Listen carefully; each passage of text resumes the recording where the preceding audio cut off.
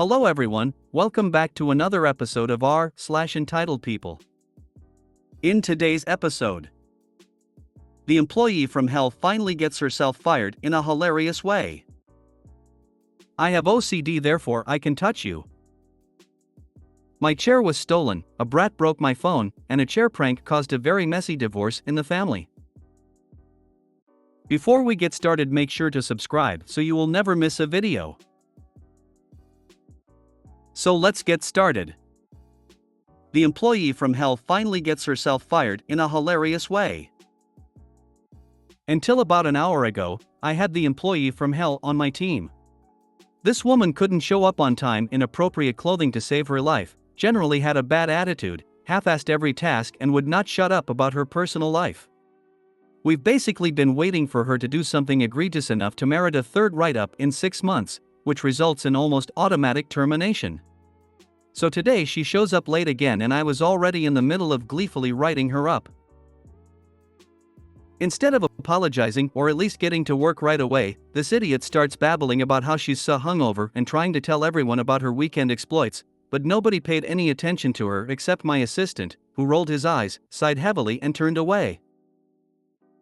I had to take a call at that point, so I didn't see what happened next. But a few minutes after I hung up, the head of HR came into my office with a goofy smile on his face and closed the door. Apparently, hungover Hannah, sorry, I couldn't help myself, was insulted by our disinterest in her sad little life and marched into his office to claim that we were creating a hostile work environment by disrespecting her. He fired her dumb ass on the spot. I didn't even have to divide up her tasks among the staff, because they were so happy to see her go that they did it themselves before I had a chance. Good riddance. ETA, this is too good to not add since you all enjoyed this little bit of Monday snark.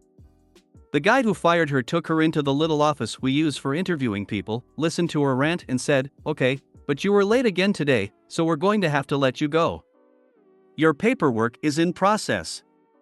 You can hang out in here while we get everything together." My hero. I once had a work colleague like that. I used to work in a nursery while I was doing my degree. An employee would often come in late or leave early, and constantly talk about how drunk or high he was the night before. We work with young children, so a lot of staff were put off by the conversation. Sometimes his pupils were so dilated I was convinced he was still high at work. He eventually got fired, but threatened to bring Ofsted in as he left. Ofsted came in and we got an outstanding rating. Why do these people want their colleagues to know that about them? I don't understand. I hope this person is young, like freshly legal to drink and party. Otherwise, the story just gets more pathetic the older the dumbass employee is. LOL. No, she's old enough to be long past that particular stage of life. Our college-age interns are much more mature. I had to give one of them a key this semester because he likes to show up at 7 a.m. and get a couple of extra hours in. He's definitely getting a full-time job here the minute he graduates. Oversharing one's life at work is a good way to get ostracized. And if the firing goes sideways, you are not in the field of fire. That's even better. True, but it won't go sideways. We have documented everything very carefully. She got plenty of warnings, but chose to ignore them. I used to work as a temp, and at one point a company had to replace the entire staff of a 5-person satellite office ASAP because of some egregious stuff going on. I got a text one morning asking if I'd be interested in a 6-month contract at $25 per hour starting the next day in a setting I had no experience in. The next day was my birthday, so I asked if I could start a day later. 20 minutes later. Yup. But when I showed up, the market head had already gotten them up to speed and appointed a lead for the site to report to her. The lead she appointed sounds like your employee from hell here. She only lasted a couple months, but it was hell. They didn't even get to fire her, she just abandoned the job. They appointed me the new lead, which almost doubled pay, and overnight it went from a nightmare I endured to genuinely the best place I've ever worked. I have OCD, therefore I can touch you. Back when I was working my first job, I was stocking shelves. The tag on the back of my shirt was sticking out, which I know isn't proper, but what you gonna do? This one customer, who appeared to be relatively elderly, was walking behind me when he noticed that my tag was sticking out. Now, apparently this man had OCD and one of his triggers was shirt tags sticking out. Now, the obvious thing to do would have been for him to say, "Excuse me, young man. I don't mean to meddle, but your tag on the back of your shirt is sticking out. Due to my OCD, I am triggered by this, so could you please place it back into your shirt?" That would be the obvious thing to do. But instead, he takes it upon himself to do this task for me. He grabs my tag and stuffs it back into my shirt, causing me to obviously turn around in shock. The old bastard was smiling as he told me, "Sorry. I have OCD." I'm sorry, but having OCD does not give you a free pass to touch anyone, especially if the person in question is a minor. He's lucky there weren't any managers around to see that, because he probably would have left the store at the end of their shoe if they witnessed that. Thankfully, I never encountered a situation like that again. Moral of the story: thinking that mental illness excuses shitty behavior is not just a Gen Z thing. I also have OCD, and nope, that's freaking gross. Don't touch people. Oftentimes people say OCD when they mean wanting things their way / to be neat. I have OCD myself, and I would OFC ask before I touched someone if it had to do with a compulsion. Saying that, it's never a good idea recovery-wise to do the compulsion. But yeah, totally not an okay thing for them to do, whether they have OCD or not. I only have obsessive compulsive tendencies due to ADHD, and it makes me so angry when people do this. When I think about how awful it is to go through just where I go through, I can't imagine what somebody with OCD goes through. One of my building managers always uses OCD wrong. I have OCD because I need everything in their exact place. Nah, bro. You're just a neat freak. True story. When I was in college, I was in a local store when I felt something pulling on my neck and saw a look of total horror on the face of the friend who was with me. An employee in the store bit OFF the plastic bit that holds the price tag. I just bought the top next door and changed into it because I'd spilt coffee on my original top, pulling off the price tag but leaving the plastic bit because I didn't have anything to cut it with. This lady, however, knew none of that. In the middle of her workday, she just saw it stick out of my collar and, I repeat, bit it off. Just can't stand seeing those. Sorry. If she got shoved away hard and screamed it until her manager showed up to the show, maybe that will be the last time she tried that stunt. In the 70s and 80s and maybe 90s, it was pretty normal for people to tuck a tag in for someone without their permission, especially if the tucker was older than the tucky. In recent years, people are generally more considerate of each other's space, and it's less of a norm.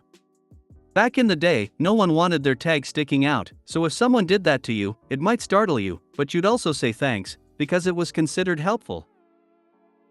He probably didn't have OCD. It's just something people say to excuse their behavior. People who genuinely have OCD know there is a huge difference between an impulse and a compulsion. My chair was stolen, a brat broke my phone, and a chair prank caused a very messy divorce in the family. Somehow, I return again. And with some crazy info on some stuff that went down this past year. I never could have imagined how things could have spiraled into what happened. If you guys thought my brother-in-law throwing my chair through a bay window after his son wasn't allowed to sit on it was crazy, just read about all of this. You're not gonna want to believe it. Firstly, my good padded folding chair I paid over $80 for was stolen. I have no idea by who, as it didn't happen at a family event, but rather hanging out at a friend's house. Somebody just walked into his yard and took it. I learned my lesson and decided never to buy an expensive folding chair again. Now I just keep a cheap folding chair I got for $3 at a second-hand store in my trunk. Moving on to other stuff, the family pranks I described in my last post seemingly stopped, but some of them slowly resumed. However, they were only harmless little things that just give chuckles. The only person that they refused to prank at all was me, due to the events of my previous posts. But that didn't stop entitlement. The 7-year-old son of one of my cousins stole my phone during a family birthday party at my parents' house and intentionally broke it rather than return it. His parents were already going through a rough patch. My cousin the father was constantly clashing with his wife over how to parent their child. His now ex-wife was a bad enabler of their son. She's also terrible with money and has a very her way or the highway attitude, and she does not like to back down when wrong. She was one of the more outspoken people that hated me bringing my own chair and never sharing it. But she never got physical about it. She once confronted me and said that if I was going to bring my own chair, it should be something nice and made of wood that doesn't fold. I told her I was not going to lug around a dining room chair wherever I go when a folding chair takes up only a little space in my trunk. She argued with me about it more and got nowhere. None of the family events were at her house, and she does not dictate my life. She gave me death glares for months, but otherwise left me alone. The night her son stole my phone, he'd already been grounded from electronics by his father. The kid took my phone when I set it down on a table to eat some cake, and then ran off with it when I wasn't looking. He holed himself up in the master bedroom closet, and was trying to install new gaming apps on my phone. That closet had a lock on the door, and the key was lost years ago. The brat refused to come out or return the phone. His mother kept telling us all, mainly me, to just leave him alone and let him game on it. But I refused and said my phone was not his toy. The brat was told several times to open the door, and he refused. All the while his mother kept contradicting everything said. My cousin got fed up and started forcing the old door open. It's an old manufactured home, and that door was pretty flimsy. Just as he was making headway, we heard loud banging sounds from inside the closet. The brat had started banging my phone against the nearest hard object he could find. The brat let out some loud screams as his dad pulled him out of the closet. The screen on my phone was nearly destroyed. Thankfully, the rest of it was protected by the case. My cousin's wife tried to blame it on me, and said it was my fault her baby broke the phone because I wouldn't let him game on it. Everyone in the room turned on her, and she shut up out of cowardice. It costed around $300 to repair my phone, and I had to use a temporary one till mine was fixed. And yes, my cousin paid for the repairs. Well, the rest of the family knew about my cousin's wife's disdain for folding chairs like the one I keep in my car. And they decided to pull a prank on her because of her attitude after the incident with her son stealing my phone. I would like to be clear that I was not involved in this in any way, nor did I really condone doing it. But the entire thing was out of my hands. My cousins got together, decided to prank that bee of a wife, and got their hands on a whole bunch of folding chairs. Then they removed every chair and seat in his house and replaced them with the folding chairs. Folding chairs at the dining table, folding chairs at the counter, folding chairs in place of the living room furniture, and more were strategically placed around the house. Even the chairs on the porch were replaced with them. When my cousin's wife came home, her reaction went far beyond what anyone thought. Their plan was to just record her having a tantrum and get a laugh. But she ended up going insane on the spot and tried to get a knife from the kitchen to attack her husband with. When she couldn't get the knife, she pulled out pepper spray from her purse and used it on everybody. Then she attacked her husband with her long fake nails. She probably would have tried to claw his eyes out or something. But thankfully one of the other guys there kicked her off him. I couldn't freaking believe this shit happened all because folding chairs.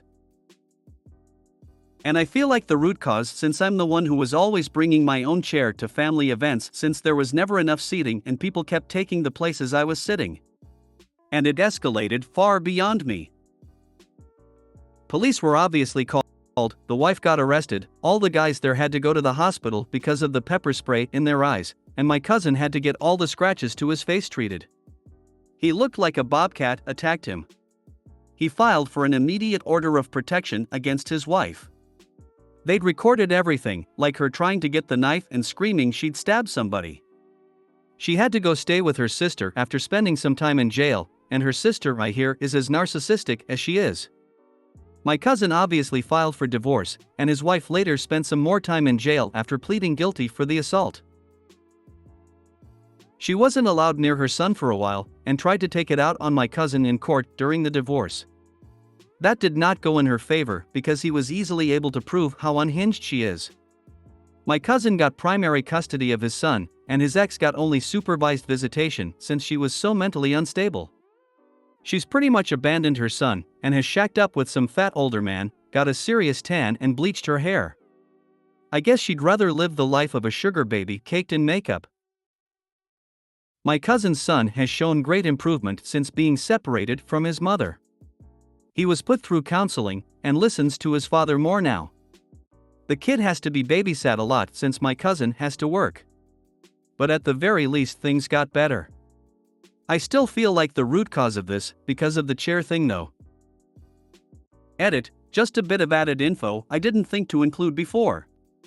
But my cousin's ex-wife had a love for fancy expensive things she couldn't really afford. She filled my cousin's house with imitation Victorian-style furniture that she was extremely anal about. Which I suppose was one of the reasons she lost her mind so hard when it was all replaced with folding chairs. My cousin threw all that furniture out when he divorced her. He said it was all uncomfortable and looked better than it felt. Second edit, my dumb self didn't bother to set a password on that phone when I got it. So the kid was able to use it just fine when he took it. I set a password after getting the phone fixed. And the kid was grounded from electronic devices by his father for a month. This is wild. I'm happy she is out of everyone's hair. You shouldn't blame yourself TBH, you just wanted to sit down. If anything, you should be quietly proud to have broken the cycle of abuse and toxicity in your family. The folding chair prank is actually hilarious BTW, it's crazy that it triggered her so hard. Chair thing is the root cause? Very unlikely. Perhaps the trigger, but from what I've read there was a time bomb ticking away that just needed to be triggered. If not the chairs, then something else just as trivial, anything that didn't go exactly as she wanted. And if not you, then someone else. A time bomb just ticking away. She caused the messy divorce. Not the chair incident. She also sounds like the reason the kid was a handful. Kids mimic the behavior of adults. Mom acts like an asshole, so does the kid. She definitely has way too many screws loose. If you made it to the end of the video, thanks for watching. Don't forget to like, subscribe and share, and we will see you in the next video.